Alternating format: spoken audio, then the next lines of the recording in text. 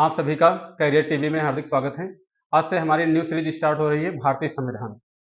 तो सबसे पहले हमने हेडिंग भी यहाँ पे लिखा है कि भारतीय संविधान एवं राज्य व्यवस्था। तो देखिए कि संविधान क्या होता है। संविधान संविधान में किसी देश के शासन को चलाने के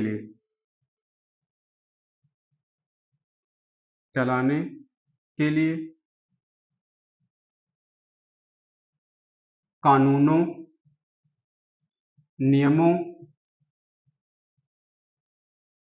एवं प्रथाओं का संकलन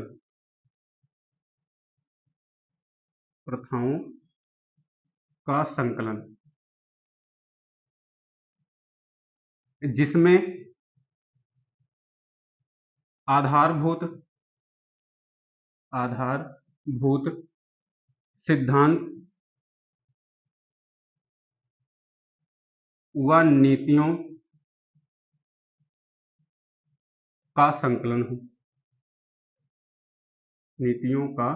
संकलन हो। संविधान किसी देश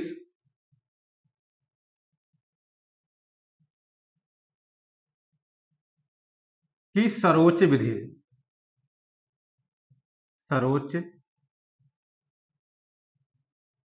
है जिसे वैधानिक मान्यता प्राप्त होती है।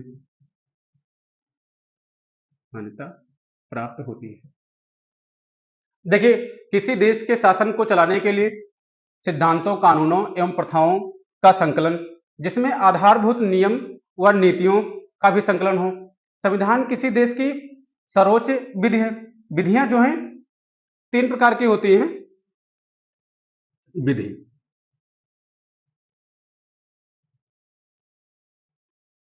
संसदीय विधि,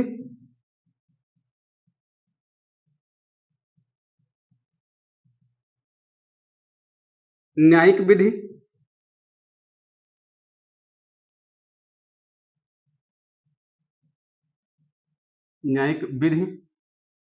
संविधान।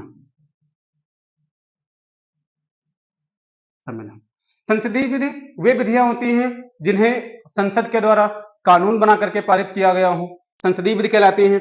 न्यायिक विधियां वे विधियां जिन्हें सर्वोच्च न्यायालय ने कानून बनाया हो। संविधान वे विधियां जिन्हें भारतीय संविधान में संकलित किया गया हो। इन तीनों विधियों में सबसे बड़ी विधि वह विधि कहलाएगी जो भारतीय संविधान में वर्णित होगी। संसदीय विधि से बड़ी होती है न्यायिक विधि और न्यायिक विधि से बड़ी होती है संविधान में जो लिखित विधियां होती हैं।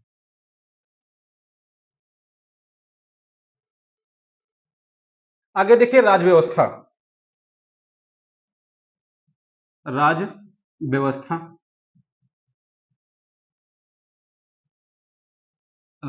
क्या है? संविधान को व्यवहार में लाने के लिए जो विधियां बनाई जाती हैं वे विधियां और संविधान इन दोनों को अगर सम्मिलित किया जाए तो इस सम्मिलित रूप को कहते हैं राज्य व्यवस्था। इसके भीतर जो वेन डायग्राम बनेगा इस तरीके से बन जाएगा। राज्य व्यवस्था,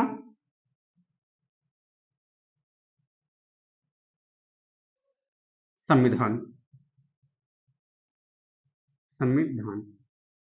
जैसे डिफिनेशन में क्या लिखेंगे राज्य व्यवस्था की? संविधान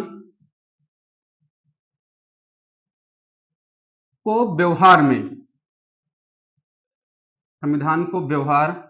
में लाने की व्यवस्था राज्य व्यवस्था कहलाती है। राज्य व्यवस्था कहलाती है। जैसे एक बात समझिए, जैसे अनुच्छेद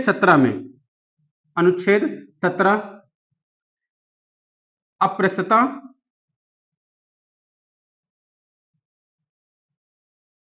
अप्रसता विधि के अधीन दंडनीय अपराध है।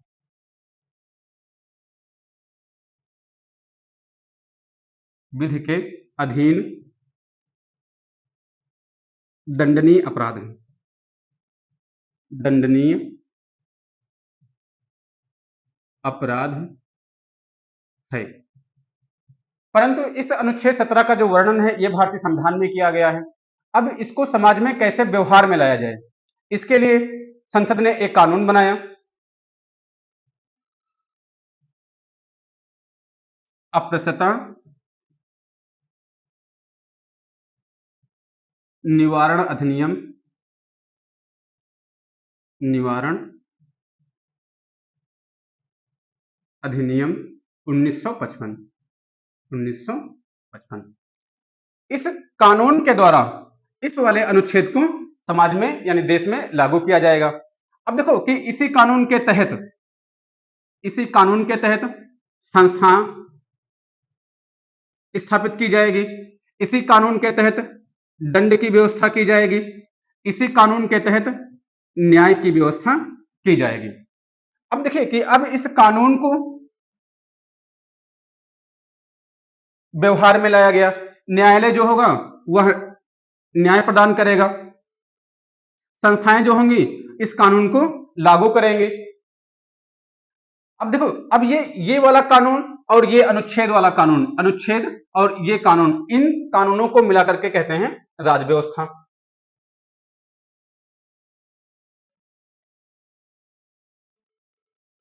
ये लिखिए संस्था, एक बार देख लीजिए संस्था,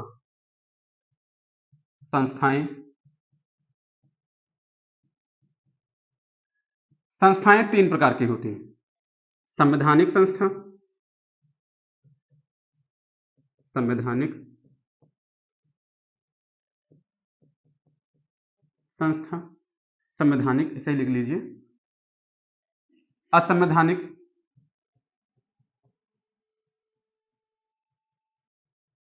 असंवैधानिक, गैर संवैधानिक, गैर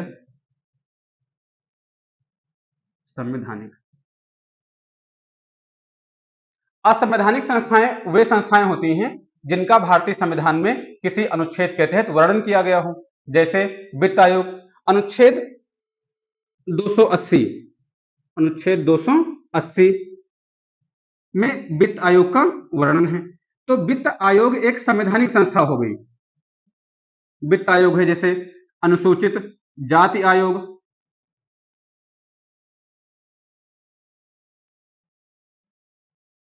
अनुसूचित जाति आयोग, अनुसूचित जनजाति आयोग, जाति आयोग, अनुसूचित जनजाति आयोग, अनुसूचित जनजाति आयोग। इन सभी का संविधान में किसी न किसी अनुच्छेद के तहत वर्णन है। संवैधानिक संस्थाएं कौन सी? वे संस्थाएं जो संविधान को ना मानती हों, वे संस्थाएं जो संविधान को ना मानती हों, संविधान को ना मानती हों, ना मानती हों, जैसे जैसे आतंकवादी संगठन, आतंकवादी संगठन, नक्सलवादी संगठन, नक्सलवादी संगठन। ये संस्थाएं जो हैं ये संविधान, किसी भी देश के संविधान को ये संस्थाएं नहीं मानती, देश विरोधी संस्थाएं होती हैं। इन संस्थाओं को देश के द्वारा प्रतिबंधित किया जाता है और इन संस्थाओं को असंवैधानिक संस्थाएं कहते हैं। एक संस्था बची थी गैर संवैधानिक, गैर संवैधानिक,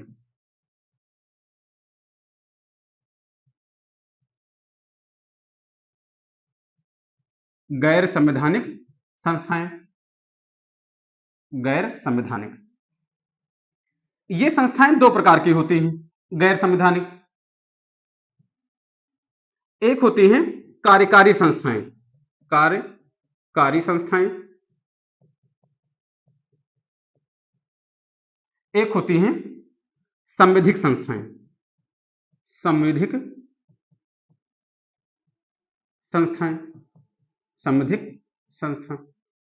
अब देखिए, कार्यकारी संस्थाओं का निर्माण राष्ट्रपति के द्वारा किया जाता है। जो कार्यकारी संस्थाएं होती हैं, मंत्रिपरिषद की सलाह से इन संस्थाओं का निर्माण राष्ट्रपति के द्वारा किया जाता है। तो यहां लिख सकते हैं कि राष्ट्रपति द्वारा, राष्ट्रपति द्वारा किसकी सलाह पर?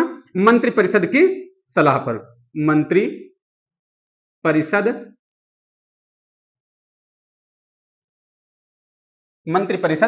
की सलाह पर, जैसे नीति आयोग। कौन सी संस्था? जैसे नीति आयोग। नीति आयोग एक कार्यकारी संस्था है। संवैधानिक संस्थाओं में, संवैधानिक संस्थाएं वे संस्थाएं होती हैं जिन्हें संसद के द्वारा कानून बना करके संस्थाओं की स्थापना की जाए, यानी संसद के द्वारा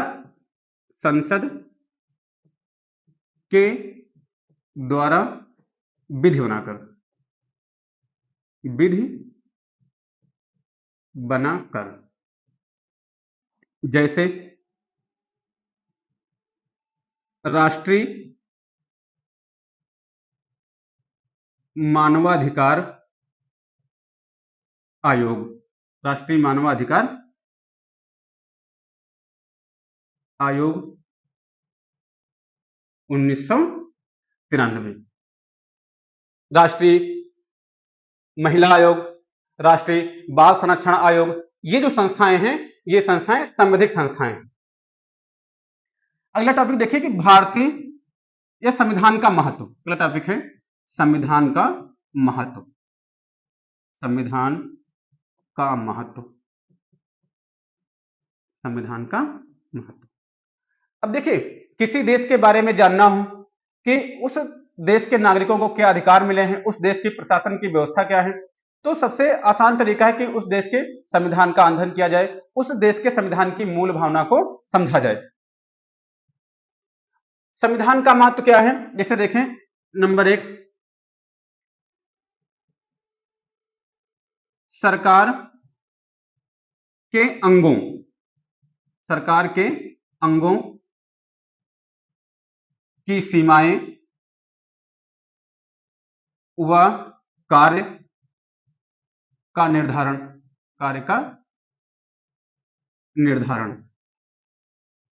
अब एक बात यहां पर आ गई कि सरकार के अंग, तो सरकार के 3 अंग होते हैं, कार्यपालिका, विधायिका और न्यायपालिका। कार्यपालिका का क्या कार्य है? कार्यपालिका का विस्तार कहां तक है? विधायिका का कार्य क्या है? विधायिका का विस्तार कहां तक है? न्यायपालिका का कार्य क्या है और न्यायपालिका का विस्तार कहां तक है? तो यहां पे लिख भी सकते हैं कि कार्यपालिका, यहां लिखें विधायिका,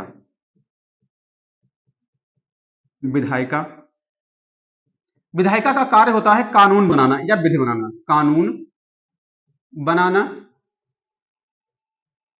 या विधि बनाना, कानून बनाना या विधि एक ही बात है, कानून बनाना। ठीक है, कानून बनाना, किस विषय पर कानून बनाना? कार्यपालिका का कार्य है कानून को लागू करना, कार्यपालिका कानूनों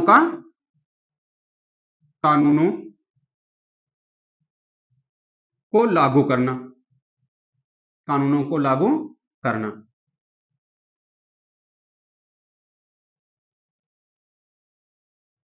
कानूनों को लागू करना। न्यायपालिका का कार्य है, न्यायपालिका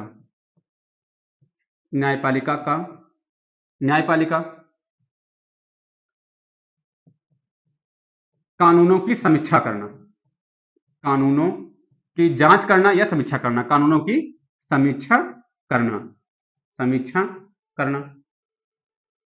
न्याय प्रदान करना, न्याय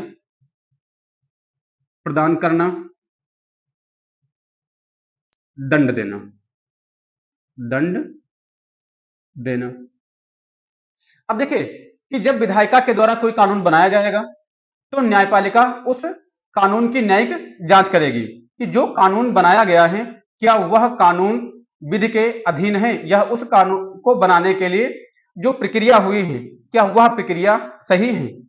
तो एक तो कानून देखेगा कि कानून सही है या नहीं सही है, दूसरा देखेगा कि कानून बनाने की जो प्रक्रिया है वह प्रक्रिया सही है या नहीं सही है। जो भी इस कानून का पालन नहीं करेगा उसके लिए दंड का निर्धारण भी न्यायपालिका के द्वारा ही किया जाएगा।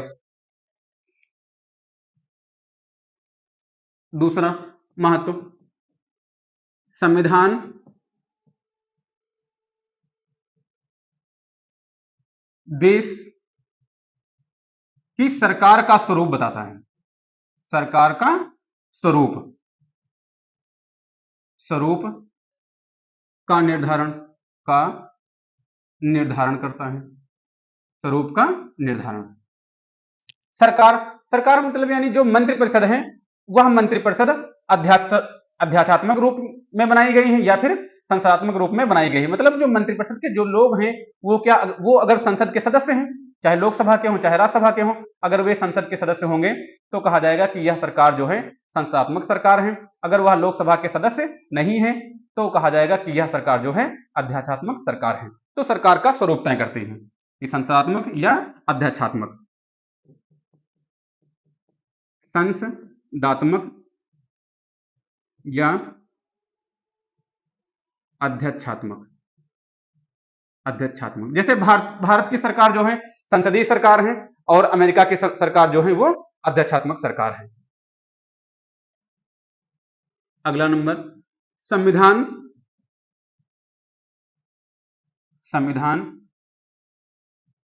देश की राज्य व्यवस्था, संविधान देश की राज्य व्यवस्था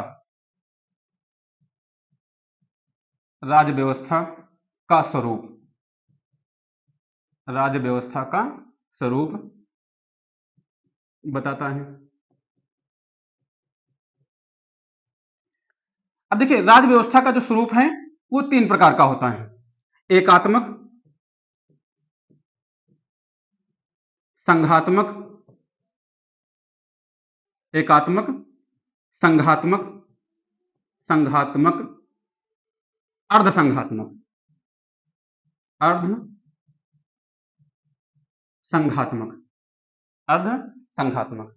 एकात्मक सरकार क्या है कि एक राष्ट्र, एक विधायिका और एक सरकार।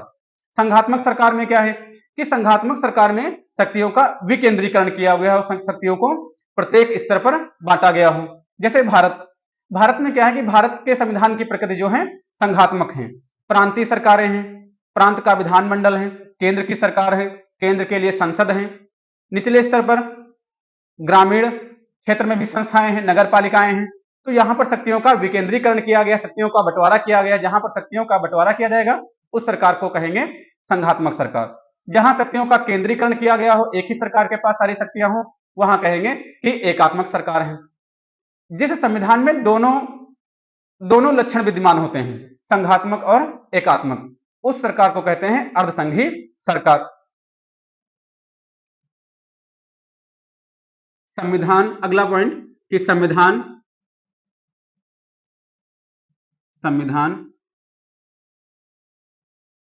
देश की शासन प्रणाली तय करता है। संविधान देश की शासन प्रणाली तय करता है, शासन प्रणाली तय करता है। इसमें क्या है भाई, देश की शासन प्रणाली देखिए लोकतंत्रात्मक है या राजतंत्रात्मक। लोकतंत्रात्मक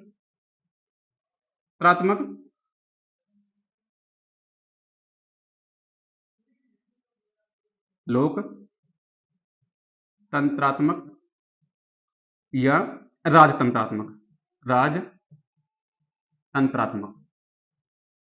अब जैसे देखो लोकतंत्रात्मक क्या है, लोकतंत्रात्मक ये है कि देश को चलाने के लिए जो शक्तियां दी गई हैं, जिस व्यक्ति के पास वो शक्तियां हैं, वह व्यक्ति अगर जनता के द्वारा चुन करके आया है तो कहा जाएगा कि ये जो सरकार है लोकतंत्रात्मक है। जिस व्यक्ति के पास देश की शक्तियां हों, वह व्यक्ति जनता के द्वारा चुन करके ना आया हो, या फिर उस व्यक्ति का चुनाव ना हुआ हो, जनता के प्रतिनिधि के द्वारा ना चुना गया हो, वह एक परिवार का व्यक्ति ही पीढ़ी दर पीढ़ी बनता हुआ चला आया हो, उसी के हाथ में सारी शक्तियां हो, तो कहेंगे कि यहाँ की जो सरकार है वो राजतंत्रात्मक सरकार है।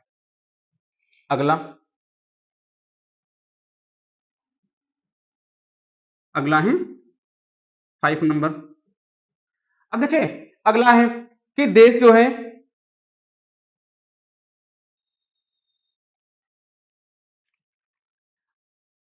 अब देखिए कि यहां पे क्या है, संविधान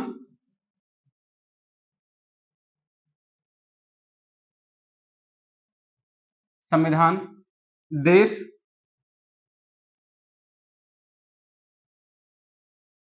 संविधान देश की सरकारों के मध्य देश के सरकारों के मध्य सरकारों के मध्य सरकारों के मध्य सह अस्तित्व की भावना प्रदान करता है। सह अस्तित्व की भावना प्रदान करता है। सह अस्तित्व की भावना प्रदान करता है।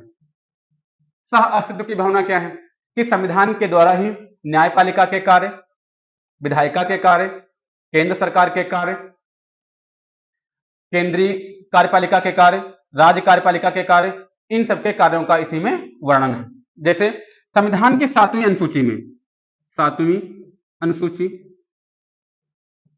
7वीं अनुसूची 7वीं अनुसूची में कार्यों विषयों का बंटवारा किया गया है। राज्य सूची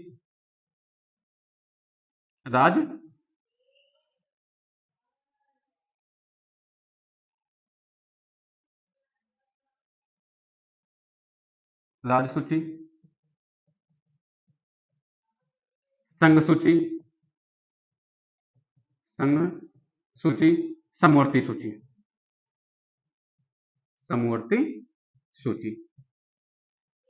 समवर्ती सूची, एक है अवशिष्ट सूची, अवशिष्ट सूची। जिन विषयों पर किसी राज्य के विधानमंडल कानून बना सकती है वह विषय राज्य सूची में वर्णित हैं। जिन विषयों पर केंद्र की संसद कानून बना सकती है वह विषय संघ सूची में वर्णित हैं। जिन विषयों पर राज्य सरकार मतलब देश राज्य सरकार व केंद्र सरकार, राज्य के विधानमंडल अर्थात देश केंद्र की संसद दोनों कानून बना सकती हैं, उन विषयों को रखा गया है समवर्ती सूची में। परंतु यहाँ पर संसद का कानून जो है मान्य होगा। अब देखिए कि जिस समय भारतीय संविधान बना उस समय जितने विषय थे उन विषयों को बांट दिया गया, परंतु समय के साथ साथ नए विषय भी आते चले जाएंगे। तो समय के साथ जो जो विषय आएंगे, जैसे मीडिया, साइबर मीडिया, उस समय ये साइबर मीडिया नहीं थी, फेसबुक, व्हाट्सएप, अब जो है फेसबुक, व्हाट्सएप ये चीजें आ गई हैं। तो ये विषय जो होंगे अवशिष्ट विषय होंगे जिनका संविधान के किसी भी सूची में वर्णन नहीं किया गया है, तो इनको कहेंगे अवशिष्ट सूची। इस पर केवल केंद्र सरकार का ही अधिकार है, केंद्र सरकार का, या इस पर लिख दें कि केंद्रीय संसद, इस पर संसद ही कानून बना सकती है। आगे संविधान की प्रकृति, संविधान की प्रकृति, संविधान की प्रकृति कि किसी देश का संविधान कैसा है, तो नंबर 1 उत्पत्ति के आधार पर, उत्पत्ति के आधार पर, उत्पत्ति या उद्गम के आधार पर, उत्पत्ति व उद्गम के आधार पर दो प्रकार के संविधान होते हैं, एक निर्मित और एक विकसित। जैसे भारतीय संविधान निर्मित है और ब्रिटेन का संविधान विकसित है। देखिए विकसित संविधान वे संविधान होते हैं जिनको एक साथ नहीं लिखा गया हो। आज विधियां लिखी गई, जरूरत पड़ने पर कुछ विधियां और लिखी गई, फिर आगे जरूरत पड़ी तो कुछ विधियों का और उसमें संकलन किया गया। निर्मित संविधान वह संविधान है जिसे संविधान सभा के द्वारा एक साथ बैठ करके संविधान को बनाया गया हो।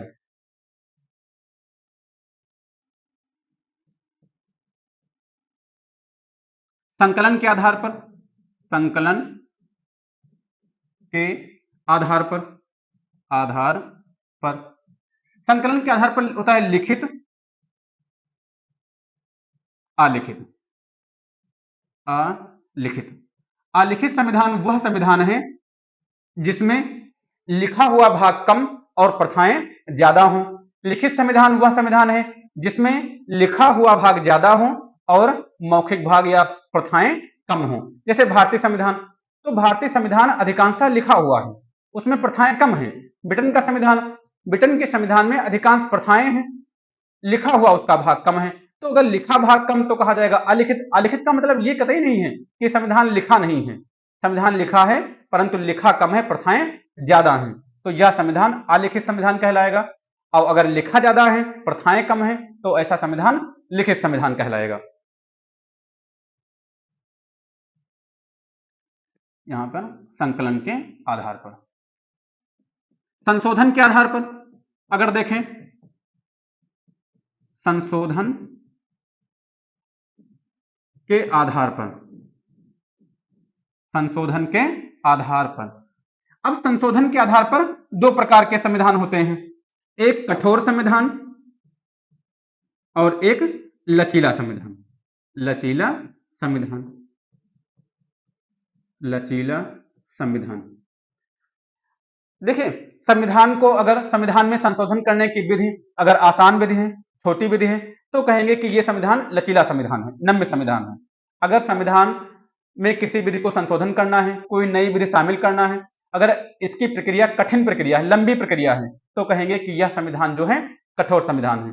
हमारा भारतीय संविधान जो है, इसमें कुछ विधियों को हम साधारण बहुमत के द्वारा, छोटी प्रक्रिया के द्वारा शामिल कर सकते हैं, संशोधित कर सकते हैं। कुछ विधियां ऐसी हैं जिन्हें लंबी प्रक्रिया के द्वारा संशोधित किया जाएगा, लंबी प्रक्रिया के द्वारा उनमें शामिल किया जाएगा। तो भारतीय संविधान जो है कठोर व नम्य दोनों का मिश्रण है। शासन के आधार पर अगर देखें, शासन के आधार पर तो लोकतंत्रात्मक या राजतंत्रात्मक, लोकतंत्रात्मक या राजतंत्रात्मक, क्योंकि ये तो लिखवा भी चुके हैं।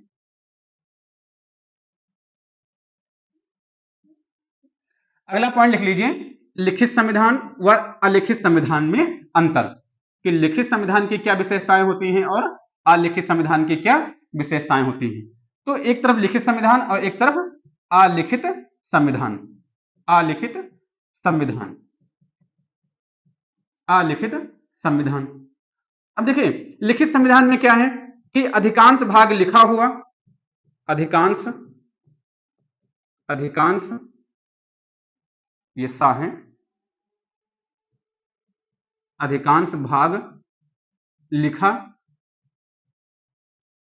अधिकांश भाग लिखा, कुछ भाग प्रथाएं या कुछ प्रथाएं, अधिकांश भाग लिखा, कुछ प्रथाएं, कुछ प्रथाएं, अधिकांश प्रथाएं, अधिकांश प्रथाएं, अधिकांश प्रथाएं व कुछ भाग लिखा, कुछ भाग लिखा। निर्मित संविधान, निर्मित, इधर विकसित। अलिखित संविधान जो है विकसित होता है, विकसित।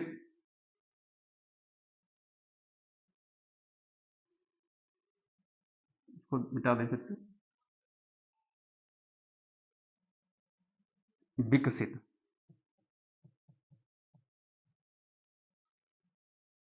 देखिए, लिखित संविधान के लिए संविधान सभा होगी, संविधान सभा होगी,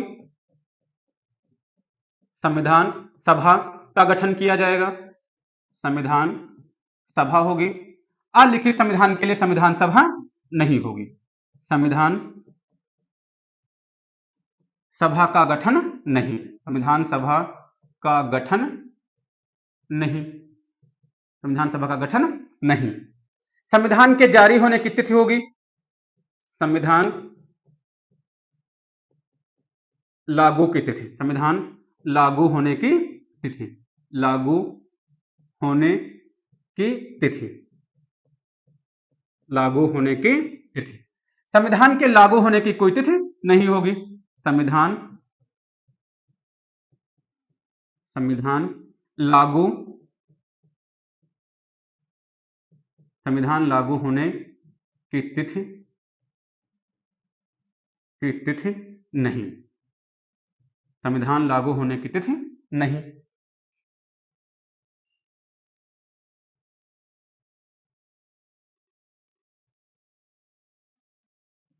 अगला, न्यायपालिका की शक्ति जो होगी, न्यायपालिका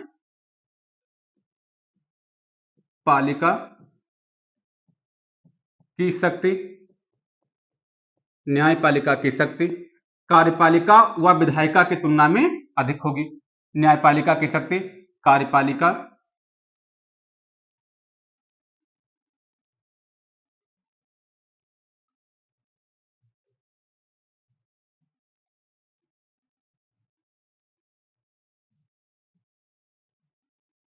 न्यायपालिका की शक्ति कार्यपालिका व विधायिका की तुलना में अधिक, व विधायिका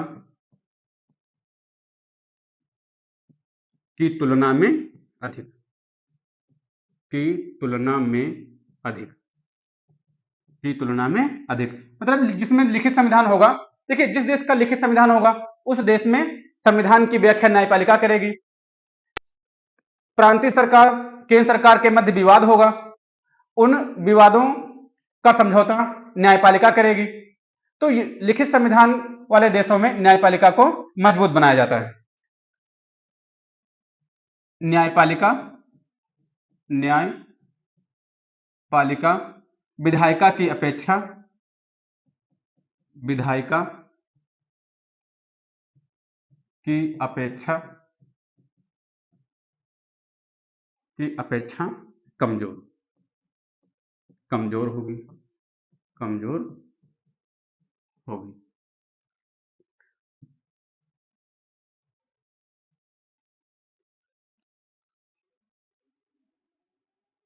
विधायिका के सभी स्वरूप राज व्यवस्था के सभी स्वरूप होंगे, राज व्यवस्था के सभी स्वरूप, राज व्यवस्था के सभी स्वरूप होंगे, सभी स्वरूप जैसे संघात्मक लक्षण होंगे, एकात्मक लक्षण भी होंगे, एकात्मक लक्षण व अर्धसंघीय लक्षण,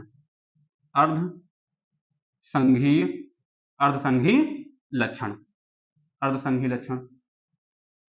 इधर केवल एकात्मक लक्षण, केवल एकात्मक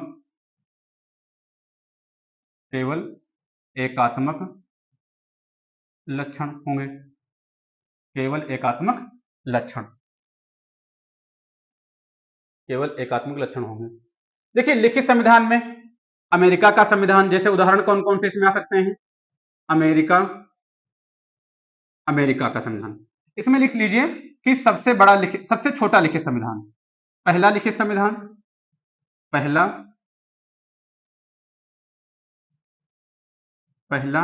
लिखित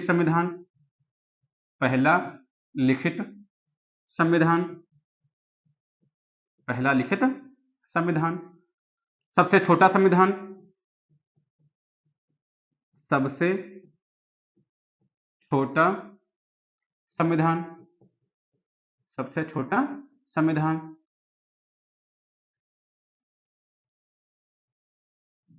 सबसे छोटा संविधान।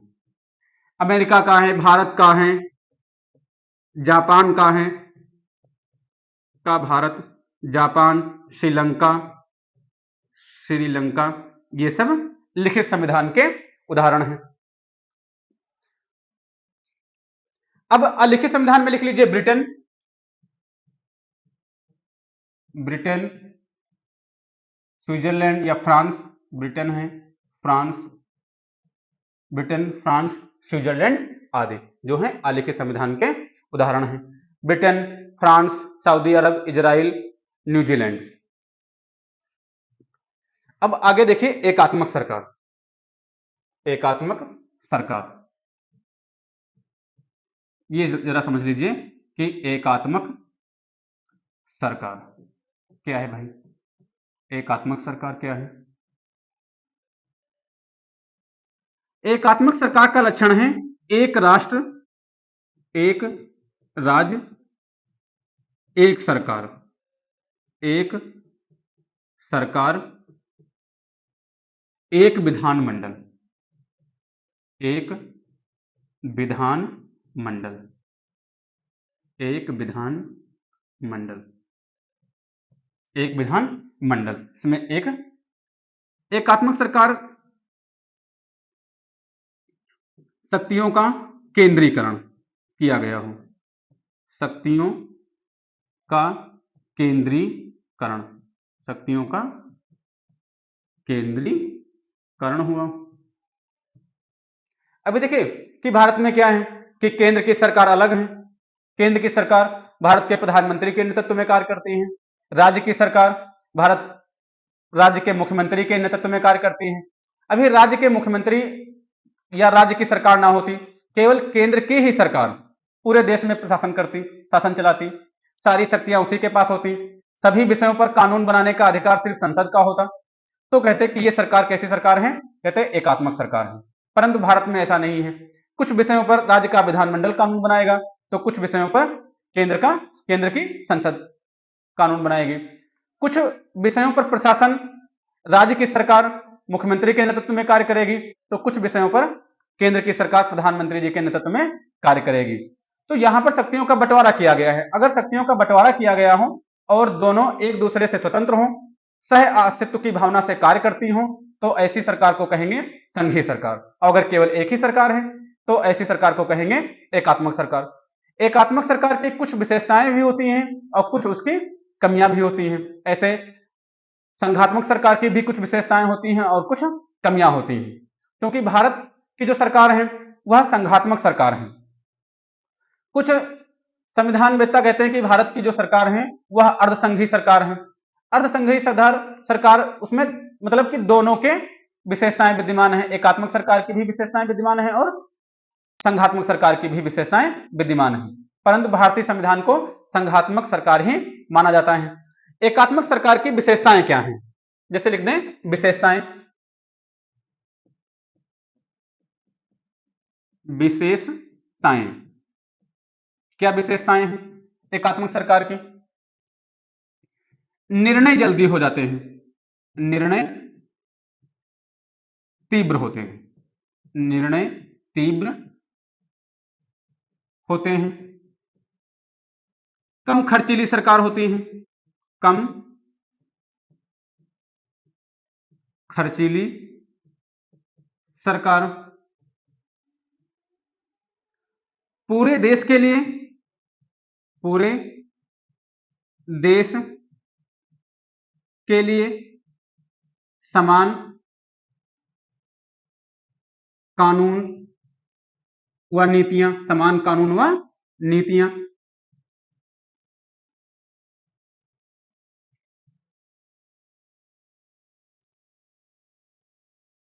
एकल नागरिकता, एकल नागरिकता होने के कारण एकता की प्रबल भावना, एकल नागरिकता होने के कारण एकता की प्रबल भावना, एकता की प्रबल भावना, एकता की प्रबल भावना, आपातकाल की स्थिति, आपातकाल की स्थिति,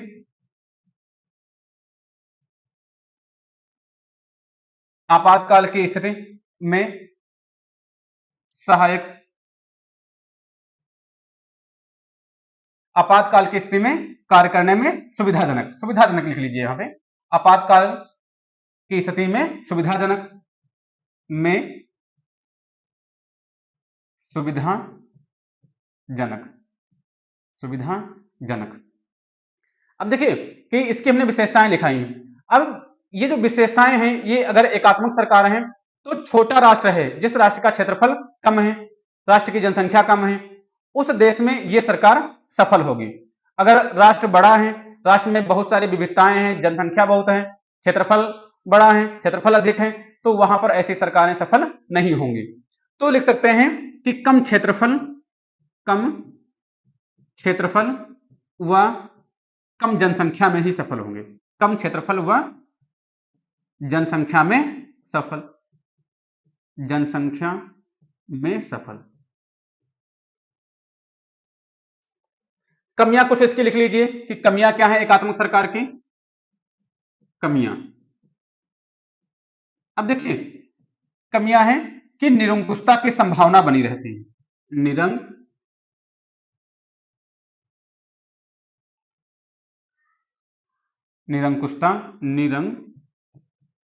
की भावना, निरंकुशता की संभावना रहती है, निरंकुशता की संभावना, निरंकुशता की संभावना।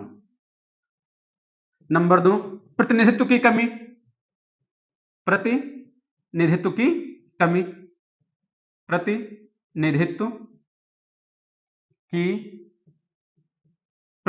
की कमी। क्षेत्रीय प्रतिनिधित्व की कमी होगी इसमें।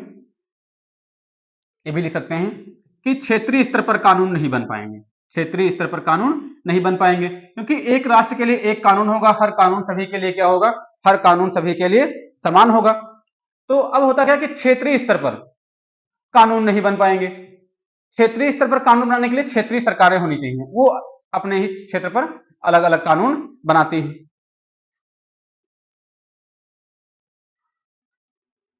सरकार ज्यादा व्यापक नहीं होती, सरकार ज्यादा व्यापक नहीं। अब देखिए सरकार ज्यादा व्यापक नहीं, इसका मतलब क्या है कि कोई भी नेता देख लीजिए आप कि पहले विधायकी लड़ता है, विधानमंडल में बैठता है, फिर प्रांतीय सरकार में मंत्री बनता है, फिर जाके कहीं केंद्र सरकार में सांसद बनता है और फिर जाकर कि केंद्र सरकार में मंत्री बनता है। तो एकात्मक सरकार होगी तो ये इतने स्तर उसको नहीं मिलेंगे, वह सीधे केंद्रीय सरकार में जाकर के मंत्री पद संभालेगा। संघात्मक सरकार है तो उसको स्तर पर धीरे पहले विधायक बना, फिर राज्य सरकार में मंत्री बना, फिर सांसद बना और फिर केंद्र सरकार में जाके मंत्री बना। उसने बहुत सारा अनुभव कमा लिया, तब जाकर केंद्र सरकार में मंत्री बना। अब वह निचले स्तर पर पहले अनुभव कमाएगा, पहले निचले स्तर पर कार्य करेगा, तो वहां पर जब वह व्यक्ति पहुंचेगा तो कहा जाएगा कि यह व्यक्ति अनुभवी है, ज्ञानी है। उस व्यक्ति के जो कार्य होंगे उसमें कमियों की संभावना कम रहेगी। तो सरकार का जो स्वरूप होगा वह व्यापक नहीं हो पाएगा। अगर सरकार एकात्मक है, उसको निचले स्तर पर सरकारें नहीं मिल पाएंगे। संघात्मक सरकार देख लीजिए भाई, संघात्मक सरकार क्या है, संघात्मक सरकार, संघात्मक सरकार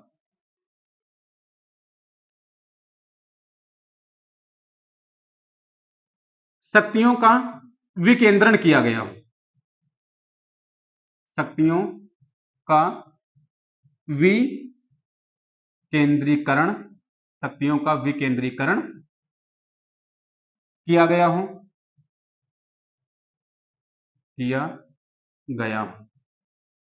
शक्तियों का विकेंद्रीकरण किया गया हो।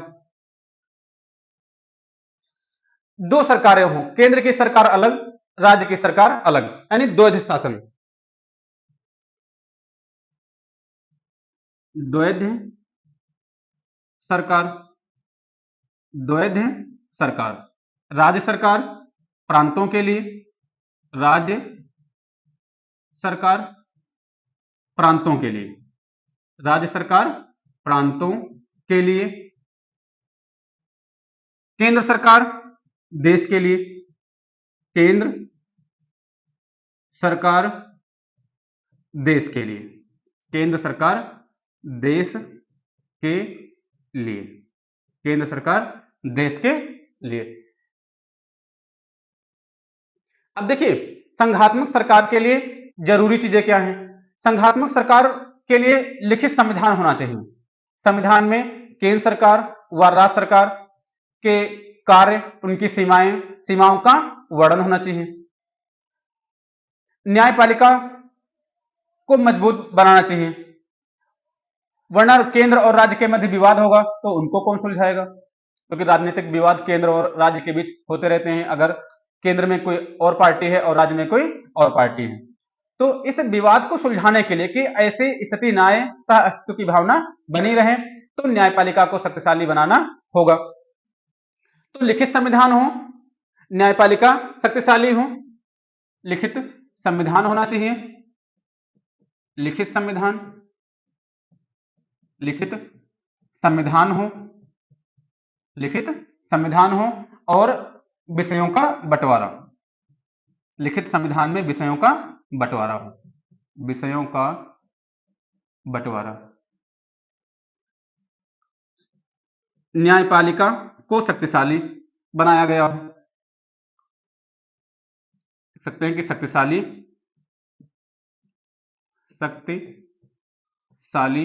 न्यायपालिका, शक्तिशाली न्यायपालिका हो, शक्तिशाली न्यायपालिका, शक्तिशाली न्यायपालिका। अब इसकी कुछ विशेषताएं देख लीजिए, विशेषताएं भाई समझ लीजिए, विशेषताएं, विशेषताएं कि संघीय सरकार की क्या विशेषताएं हैं। नंबर 1, निरंकुशता की संभावना नहीं, निरंकुशता की संभावना कम, संभावना कम। ज्यादा प्रतिनिधित्व, ज्यादा प्रतिनिधित्व, ज्यादा प्रतिनिधित्व।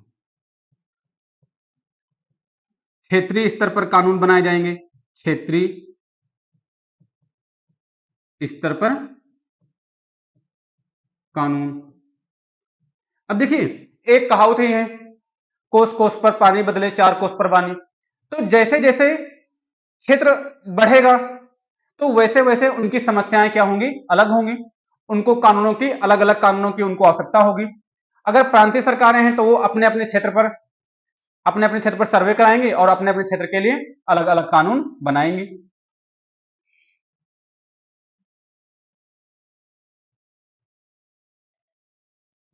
अगला, बड़े देशों या अधिक क्षेत्रफल, अधिक क्षेत्रफल व अधिक जनसंख्या, अधिक क्षेत्रफल व अधिक जनसंख्या, अधिक जनसंख्या वाले राज्यों में सफल, जनसंख्या वाले राज्यों में सफल, राज्यों में सफल।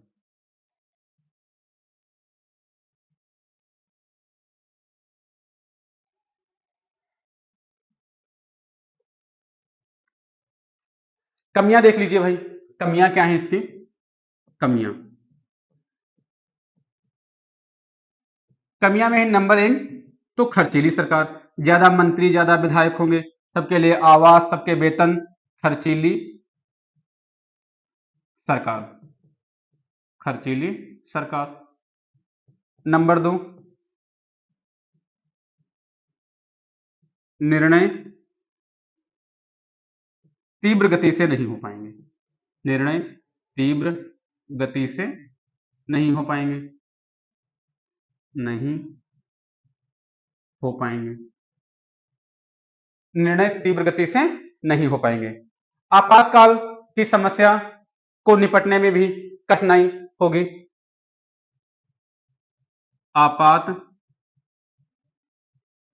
आपातकाल की समस्या, आपातकाल की समस्या। से निपटने में कठिनाई, निपटने में कठिनाई, आपातकाल की समस्या को निपटने में कठिनाई होगी।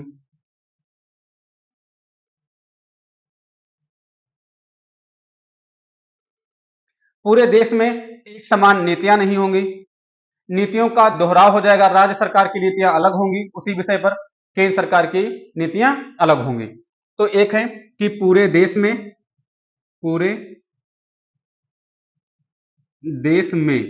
नीतियों का दोहराव, नीतियों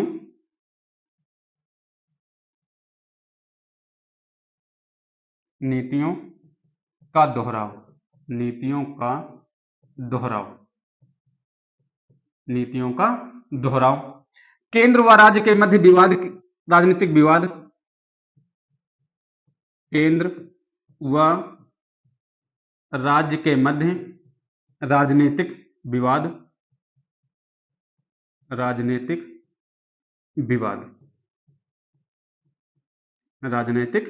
विवाद, केंद्र में दूसरी सरकार की पार्टी है, राज्य में दूसरी सरकार की पार्टी है, तो दोनों सरकारों में विवाद की स्थिति भी हो सकती है। दोहरी नागरिकता, क्योंकि भारत में तो एकल नागरिकता है, परम जैसे अमेरिका में देश की अलग नागरिकता है और उसके राष्ट्र की अलग नागरिकता है, तो दोहरी नागरिकता यह भी एक कमी है।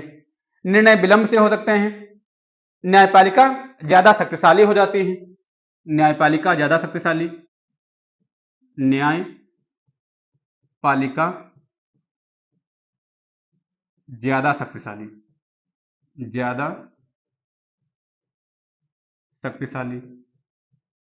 ज्यादा शक्तिशाली हो जाती है।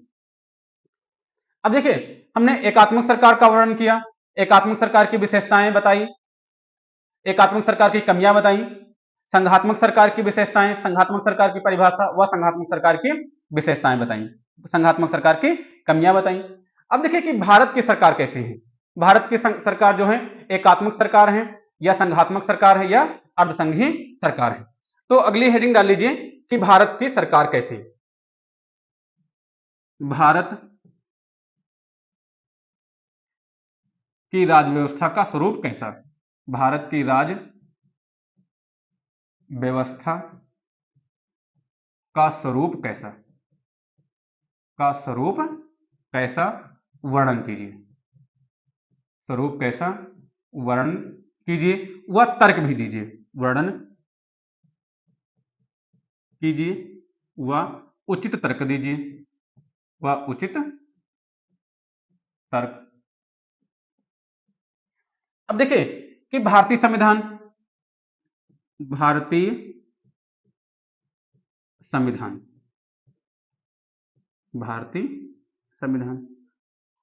संविधान जो है एक संघात्मक संविधान है। भारतीय संविधान में संघात्मक सरकार का वर्णन है, संघात्मक सरकार या संघीय सरकार का वर्णन है। संघीय सरकार, भारतीय सरकार संघीय सरकार क्यों है, यानी भारत का स्वरूप संघीय क्यों है? तो भारत की जनसंख्या अधिक है, भारत का क्षेत्रफल अधिक है, भारत में बहुत सारी विविधताएं पाई जाती हैं। तो कारण क्यों, कारण क्या है संघीय सरकार का, मतलब कारण क्या है? कारण अधिक क्षेत्रफल व अधिक जनसंख्या, अधिक क्षेत्रफल व अधिक जनसंख्या, अधिक क्षेत्रफल व अधिक जनसंख्या व विविधता व विविधताएं,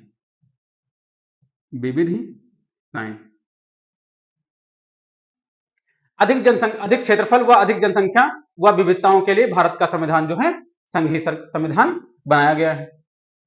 संघीय संविधान, भारत के संदर्भ में भारत के संविधान में कौन कौन से संघीय संविधान यानी संघीय लक्षण हैं? तो ऐसे लिख भी सकते हैं भारतीय संविधान में ही कि भारत का संविधान संघीय संविधान है, संघीय संविधान है,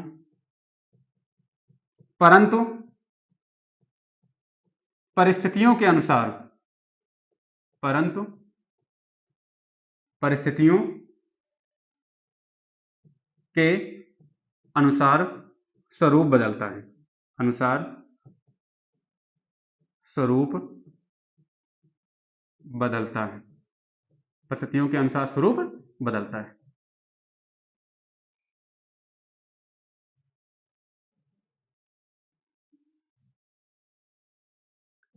इसमें एकात्मक व संघात्मक दोनों लक्षण विद्यमान है। एकात्मक व संघात्मक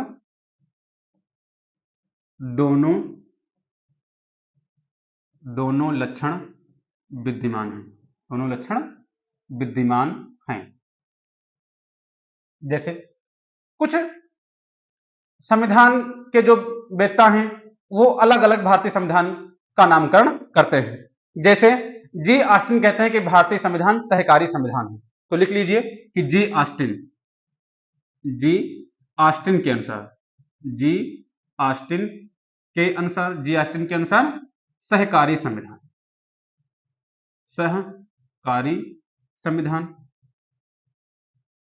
केसी व्हीलर है, अगला लिख लीजिए केसी व्हीलर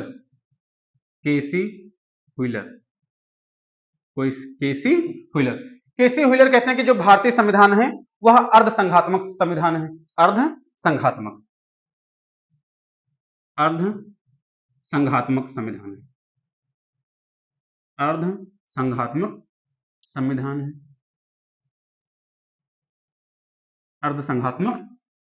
है।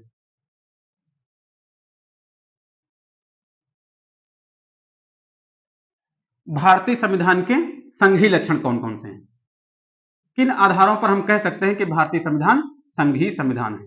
भारतीय संविधान के संघीय लक्षण किन आधारों पर कह सकते हैं कि देखिए भारतीय संविधान के संघीय लक्षण में देखिए नंबर 1 द्वैध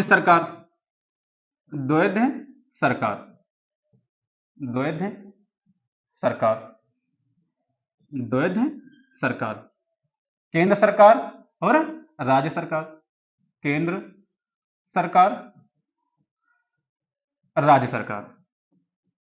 केंद्र सरकार प्रधानमंत्री के नेतृत्व में मंत्रिपरिषद और राज्य सरकार मुख्यमंत्री के नेतृत्व में मंत्रिपरिषद, 2 सरकारें हो गई। द्वैध विधायिका,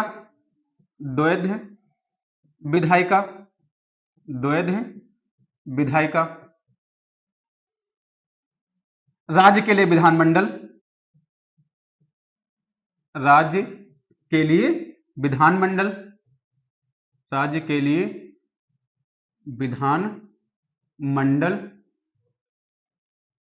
केंद्र के लिए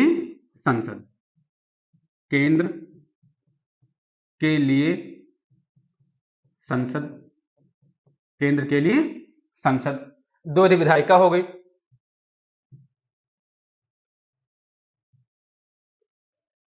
शक्तियों का बंटवारा,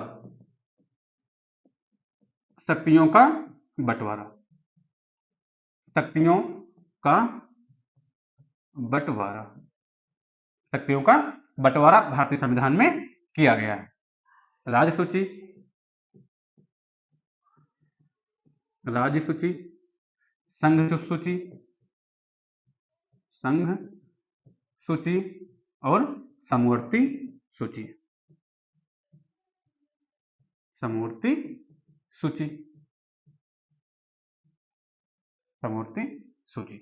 गलत हो गया, समवर्ती सूची। अवशिष्ट सूची, यहां पे लिख लीजिए अवशिष्ट सूची, नीचे नोट में लिख लीजिए कि अवशिष्ट सूची,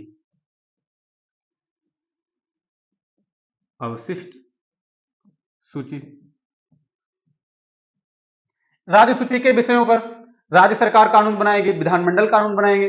संघ सूची के विषयों पर संसद कानून बनाएगी और केंद्रीय कार्यपालिका उन कानूनों को लागू करवाएगी, उन कानूनों पर कार्य करेगी। समवर्ती सूची, समवर्ती सूची के विषयों पर राज्य सरकार यानी राज्य विधानमंडल भी कानून बना सकता है, जिसे राज्य सरकारें लागू करेंगी। राज्य सरकार उन कानूनों को चलाएंगी, पालन करेंगी। संसद भी कानून बना सकती है, परंतु दोहराव की स्थिति में संसद द्वारा बनाया गया कानून ही माना जाएगा। भारतीय संविधान के एकात्मक लक्षण, कि एकात्मक लक्षण कौन कौन से हैं? भारतीय संविधान के एकात्मक लक्षण, एकात्मक लक्षण, भारतीय संविधान के एकात्मक लक्षण कौन कौन से हैं? नंबर 1, एकल नागरिकता, एकल नागरिकता। नंबर 1, एकल नागरिकता। अब देखिए, एक राष्ट्र एक नागरिकता, ये कहीं एकात्मक भावना की ओर संदेश कर रही है, एकल नागरिकता। नंबर 2, केंद्र के द्वारा, केंद्र के द्वारा, केंद्र के द्वारा राज्यपाल, केंद्र के द्वारा राज्यपाल की नियुक्ति, केंद्र के द्वारा राज्यपाल की नियुक्ति। अब देखिए, जिस तरीके से किसी देश का सर्वोच्च अधिकारी राष्ट्रपति होता है, उसी तरीके से किसी प्रदेश का जो सर्वोच्च अधिकारी है उसे राज्यपाल कहते हैं। परंतु अब देखिए कि है प्रदेश का सर्वोच्च अधिकारी, परंतु उसकी नियुक्ति जो है केंद्र सरकार कर रही है, यानी केंद्र सरकार अपना प्रतिनिधि राज्य का सर्वोच्च अधिकारी बनाएगी। अब यहां एक संदेश जा रहा है कि यह तो एकात्मक सरकार का स्वरूप बतलाएगी, क्योंकि वह राज्यपाल वही कार्य करेगा जो केंद्र सरकार जिससे सहमत हो। नंबर 3, अखिल भारतीय सेवाएं, अखिल अखिल भारतीय सेवाएं, अखिल भारतीय सेवाएं, जैसे IAS, IPS, IAS, IPS, IFS.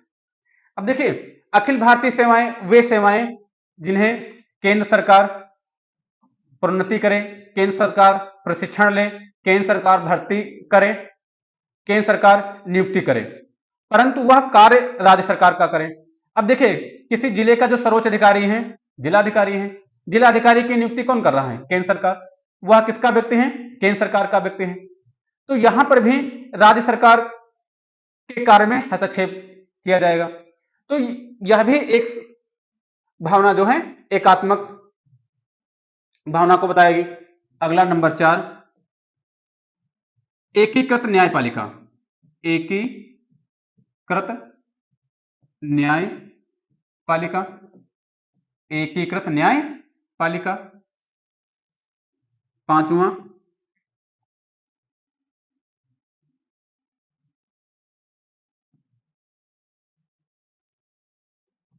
राष्ट्रीय निर्वाचन आयोग, राष्ट्रीय निर्वाचन आयोग। अब देखिए, राष्ट्रीय निर्वाचन आयोग के अध्यक्ष, राष्ट्रीय निर्वाचन आयोग के जो सदस्य होंगे उनकी नियुक्ति केंद्र सरकार के द्वारा की जाती है, परंतु वह केंद्र सरकार के चुनाव का भी संचालन करते हैं और राज्य सरकार के भी चुनाव का संचालन करते हैं। मतलब विधानमंडल के भी चुनाव का संचालन और संसद के भी चुनाव का संचालन करते हैं। एकीकृत यह लिख सकते हैं कि एक ही नियंत्रक व महालेखा परीक्षक, एक ही नियंत्रक व महालेखा परीक्षक, महालेखा परीक्षक, महालेखा परीक्षक। नियंत्रक व महालेखा परीक्षक जो होगा, केंद्र सरकार जिसकी नियुक्ति करेगा वह राज्य के लिए भी होगा और केंद्र सरकार के लिए भी होगा। एकीकृत। अगला 7वां, अब देखिए, संघ सूची पर कानून कौन बनाएगा? केंद्र सरकार, केंद्र की संसद, केंद्र की संसद। समवर्ती पर कौन बनाएगा, किसका मान्य होगा, समवर्ती पर। तो समवर्ती पर अंतिम रूप से संसद का ही मान्य होगा, अंतिम रूप में संसद का मान्य, संसद का मान्य। अवशिष्ट विषय पर, अवशिष्ट विषय पर संसद, अवशिष्ट विषय पर संसद, अवशिष्ट विषय पर संसद। राज्य सूची, राज्य सूची, देखिए राज्य सूची के विषयों पर भी संसद कानून बना सकती है। इसकी कुछ विशेष परिस्थितियां होती हैं, जैसे राज्यसभा, राज्यसभा अगर एक प्रस्ताव पारित कर दे कि राज्य सूची के किसी विषय पर कानून बनाना आवश्यक है, तो संसद राज्य सूची के विषयों पर भी कानून बना सकती है। किसी अन्य देश के साथ व्यापार करना हो, किसी अन्य देश के साथ संधि करना हो, समझौता करना हो, तो उस मामले में भी संसद राज्य सूची के विषयों पर कानून बना सकती है। आपातकाल की स्थिति में भी संसद राज्य सूची के विषयों पर कानून बना सकती है। तो कुछ परिस्थितियों में राज्य सूची के भी विषयों पर संसद कानून बना सकती है। तो लिख सकते हैं कि कुछ परिस्थितियों में, कुछ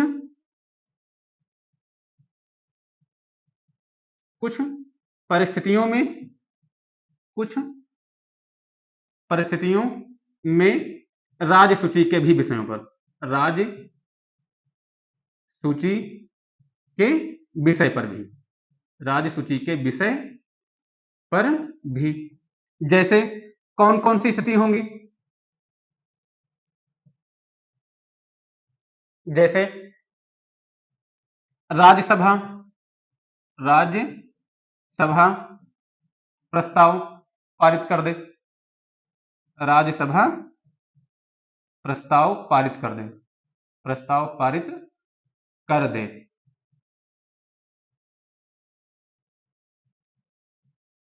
दूसरी स्थिति होगी आपातकाल में, आपातकाल में। तीसरी स्थिति होगी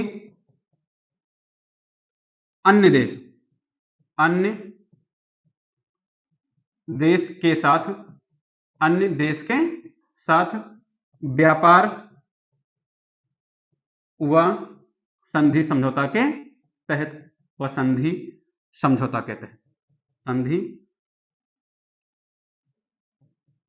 समझौता के कारण, संधि समझौता के कारण,